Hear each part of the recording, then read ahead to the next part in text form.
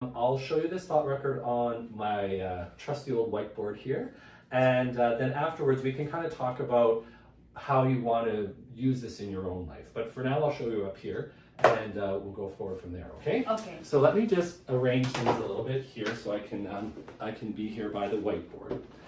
So some of the headings that you'll see here are very similar to what we've used before in the past with our 5-factor model, okay? Okay. So the first thing that we're going to want to look for is a situation, and I just abbreviated here with SIT. So can you think, Ali, about the last time when you found yourself kind of pushing this friend away and you were feeling these emotions kind of down and saying, I don't care about him, and pushing him away?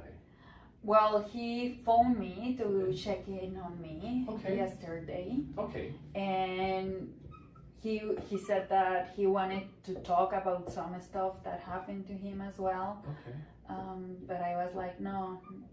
Okay. Good. Okay. So remember, when we're doing this is great. Very good. So with the situation, we think about the who, the what, the where, and the when. Mm-hmm. And so we're really off to the races here. So yesterday, your friend phoned and he just sort of wanted to check in. Yeah. Yeah. Okay. So check in. And really what we're looking for with these situations is trying to sort of think about, it doesn't have to be 30 minutes, but we try to kind of imagine it contained to about 30 minutes or so. So did this sort of feeling of, no, I don't want to, did it show up right at the beginning of the conversation, near the end, in the middle? How did that show up, or at what point? In the middle of the conversation, because first he was talking about gathering together, have coffee, and I was kind of okay with that. But when he started talking about checking in on me and wanting to know how am I doing, I was like, no, I'm not ready. That was sort of the feeling where, yeah, I'm not ready. Yeah. Is when that showed up for you. So middle of the conversation was okay, but when he started to ask you about yourself, that's when you sort of felt, I'm not ready. I think that if he told me he needed me, I'll be fine with that, but not all the other way around. Right, okay. Not ready. Okay. Really good reflecting here, Ali. I can really hear that you're sort of thinking hard about this, and even that comment that if he'd asked about you supporting him, no problem, you could do that. But there was really something here, hey, where when he started asking about you, you said, I find myself putting up my hands like this, but that's not what you did. You said, I'm not ready. Yeah. So it felt like you just weren't ready to go there. Yeah. Yeah. And does this resonate with you at all? Does it? Yes, okay. Tell me a little bit about that, how this resonates with you. It's like a stop. Stop. I don't want to talk about it. Okay. Let's keep that in mind for kind of the next column, but we could even say sort of body, body posture. It's just interesting, isn't it? How our bodies kind of express this, and we put our hands up. Yeah. Kind of like a stop. A stop sign, I call it. Okay, the stop sign. Okay, good. Okay, so nice, clear situation that we understand. This phone call with your friend yesterday, and when he started asking about you, that's when the stop sign came up. Yeah. Okay. Yeah. So the next column that we're going to look at is going to be our moods or emotions column, and we've talked about these before. Single words. I think we looked at that vocabulary list the other day, so there's a few of those that are in your mind. Really kind of put yourself back in this conversation. And remember how you sort of felt where you were when you were chatting with him, and then when he started asking you about him, or about yourself, I'm sorry, what started to come up for you in terms of your emotions? I think anxiety. Anxiety, okay. Fear. And fear, okay. And then at the end I was sad. Sadness, okay. Yeah. All right. And just for us to really understand the emotions here, let's put some numbers to them. As we've done before, we'll rate them. So on a scale of 1 to 100%, 100% being the most anxious you've ever been, and 0 meaning, well, you're probably unconscious, but no anxiety at all. How anxious would you say you were feeling? Again, back in that moment when he started asking you about things. I think like 40. 40, okay. Yeah. 40%. Okay, same thing with fear on its own scale of 1 to 100%. How strong? I think 60. 60. Okay. And you said sadness showed up at the end. Yeah. Is that right? Yeah. Okay. Sadness showed at the end, but I think 60 as well. 60 as well. Yeah. Okay. So really anxiety was sort of the lowest, and then fear and sadness were the two higher ones Yeah. that showed up for you. Does that make sense? You know, we're kind of the one of the real pros of these exercises is the logic that comes. Does this sort of make sense if you think about the situation and how you were feeling? Yeah. Yeah. Okay. Yeah, I think so. Okay, good. And I will ask you about how that makes sense by looking at our thoughts. Okay. That's our next column here. Thoughts and images. Thoughts and images.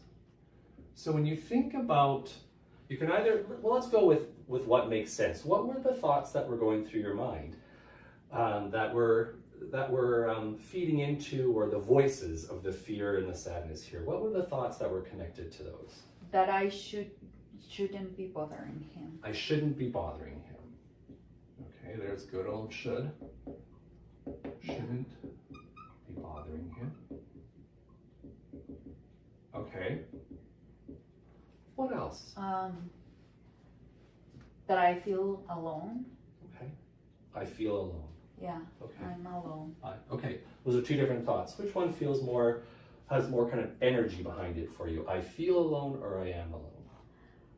That I don't know, because I don't think I am alone, because I have people reaching out to me. Okay. Okay. But I think that I am pushing them away. Okay. Okay. So there's some other stuff that you just added there. So let's just sort of capture everything. So let's put them both up here. We've got the room. I feel alone. Bit of a difference. I am alone. And then I push people away. Yeah. Now, remember, we're always kind of looking for meaning, trying to understand what's going on behind thoughts. And especially when we have thoughts that are kind of factual, and I guess we could look at that being a fact, but this sort of sounds like something that you do feel. What's the problem with the fact that you push people away, or that's on your mind? Why is that an issue for you? It is an issue because then I feel alone, but okay. I don't want to bother anyone. I don't want to bother people. Yeah. Yeah. Okay. What would it mean about you, Ali, if you bothered somebody? Good question. Mm. If I bother them, then they won't be my friends anymore. Okay. So they'll leave me. Yeah. Okay. So others will leave me. Yeah. Okay.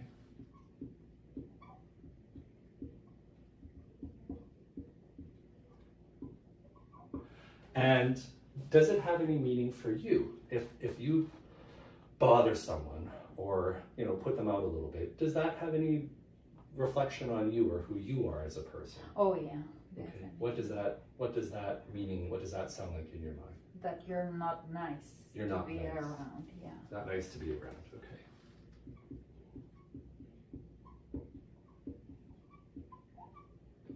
How are you doing right now as we sort of start mapping this all out? How are you feeling in this moment? Sad. You're right? feeling sad. Yeah. Yeah. Can you help me understand what's behind the sadness?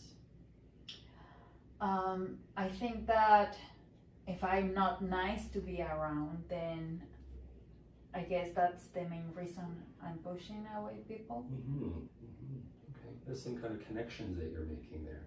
Yeah. Yeah. Okay. Okay. So let's just review a little bit here. We've got our situation nice and clear.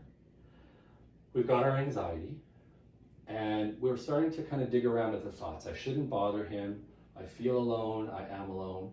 I push people away. Again, this sort of I shouldn't be bothering, or I don't want to bother, is a bit of a theme here. If you do, there's kind of this assumption that if I bother people, they'll leave. and that I'm not nice if I bother people, Yeah. right? And then let's pull this in, because that was something both you and I kind of felt in our bodies when we were thinking about this here, that there was the stop sign. Is that an image that comes in your head too? This image of a stop sign. Yeah. Yeah. Okay.